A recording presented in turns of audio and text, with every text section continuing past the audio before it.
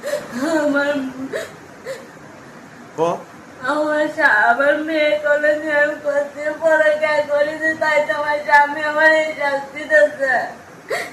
ক ক স্বামীর সন্তান থেকে পরকিয়া করার জন্য এই সাজা মার। ক স্বামী সন্তান দিয়ে এই পড়াশোনার কারণে আমার এই শাস্তি দিচ্ছে। জীবনে মা বাবার সাথে জীবনে মা বাবার সাথে সম্পর্ক রাখবো না। কারণ কি তোর মা? আমার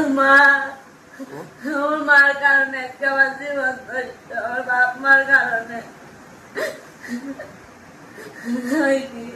আর স্বামীর কথার অবাধ্য হবি? স্বামীর কথা অবাধ্য হবো না কোনোদিন।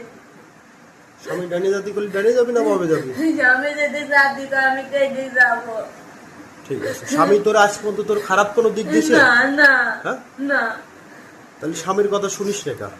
আজকের থেকে সব শুনবা না, আমার স্বামীর কথা, দ্বিতীয় কারোর কথা না, কারণ আমার মা বাপ চায় না আমি ভালো থাকি।